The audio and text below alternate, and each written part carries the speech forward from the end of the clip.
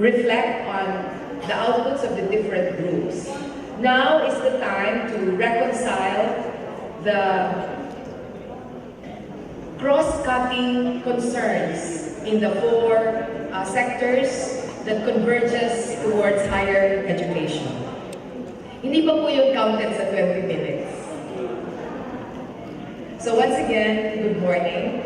The higher education sector comprises of the private and public institutions, and both of these institutions have conducted their respective pre-summits, and their outputs were presented yesterday.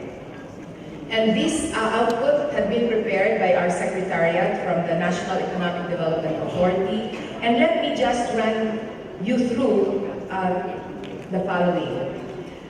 The format has responded to the key result areas of CHED, and we will highlight only the recommendations and add those that have surfaced during the discussions. The first is on the concern for quality and excellence. Most graduate programs are only levels 1 and 2 accredited, except for 2 state universities with 5 programs each with level 3 accreditation. The recommendation is that the CHED should implement more extensive monitoring, and that the CHED should be able to provide for mechanism for accreditation of graduate programs. There should also be mutual assistance to be placed through the organized groups like the BFHE, RCDI, PAFTE, and others. The next concern on quality and excellence is that the credentials of faculty do not match the program requirements. The recommendation is for retooling, consortia arrangements, and we had added, there were concerns of, faculty transferring to DepEd, dahil marami pong recruit ang DepEd ngayon, and SUCs getting faculty from private schools. And so there was a recommendation that through the Bicol Foundation for Higher Education, the institutions that are hiring faculty from others should seek clearance from the heads of institutions prior to their transfer, and if transfer will be effected, it should not be in the middle of the semester, in order not to jeopardize the delivery of service to the students. Limited research and publication of faculty, possibly due to limited time, very rigid proposal requirements, and lack of monitoring of progress, as well as funding and incentives. The recommendation is to make research a required function of those faculty occupying high-level but have not complied with standards. So, adoption of strategies for more efficient and viable program delivery for very relevant but undersubscribed programs like agriculture, fisheries, consider non-traditional student access modality using lifelong learning strategies. AGI should adopt strategies to maintain a balance between program sustainability and relevance to market needs and market demands. We also would like to seek support from sending institutions such as LGUs and DepEd and other agencies for scholarships and other educational grants. There is a disparity in number of units of common degree programs. So, this is based on the research of RCDI, that there are programs that are not meeting the minimum level of requirements for the CNO, and there are programs also that are way above the minimum requirement. So, the recommendation is to consider creating a regional curriculum committee to establish certain minimum curricular program requirements.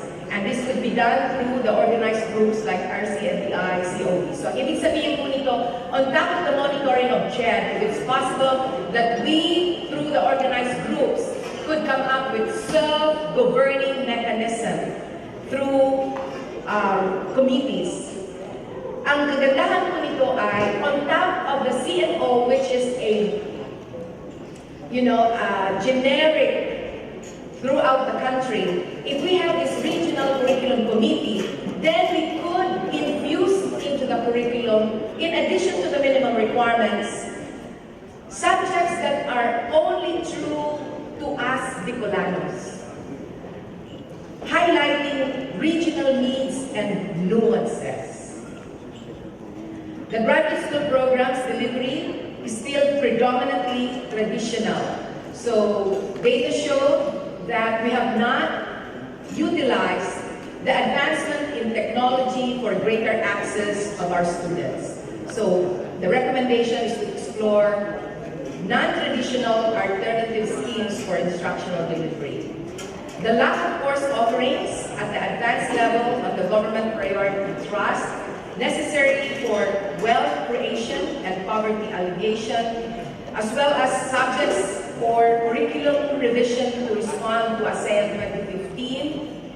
And the recommendation is to explore opportunities for collaboration among HEIs, both public and private, as well as relevant agencies, NGOs, and GOs, with expertise along this line through consortium arrangement and faculty exchange. Lack of course offering, the same, through review of course offering and rationalization of programs.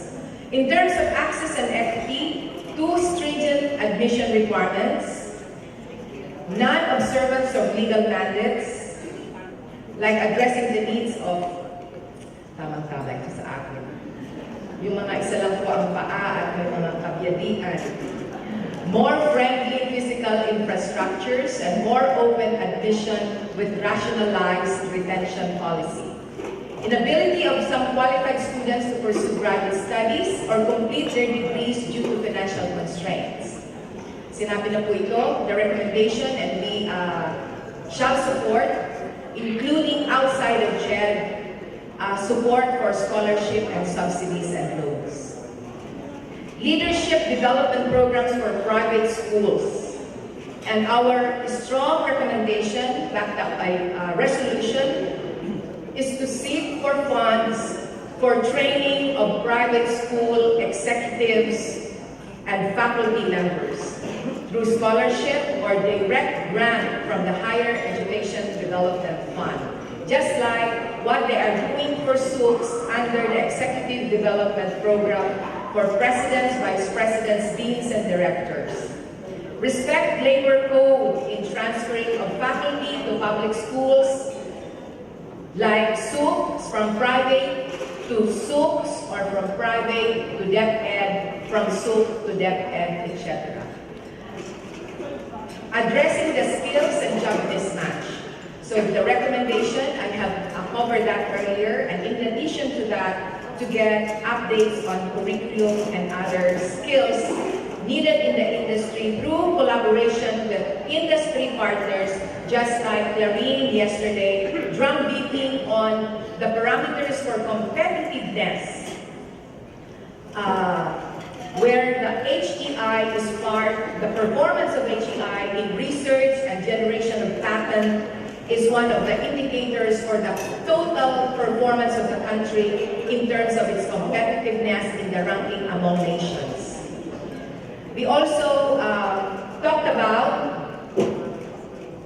this is my last slides, we also talked about the resolution of the state universities and colleges for endorsement to the executive branch of government, whatever budget is endorsed by the Regional Development Council to support the development plans of state universities and colleges, and the memorandum of agreement among the 9 state universities and colleges for the creation of a consortium that will serve as a clearinghouse for academic and academic-related programs. And I would like to emphasize, finally, that we would like to support and we will endorse the resolution for additional support and financial funding for training of executives, research for private schools, especially those with graduate programs,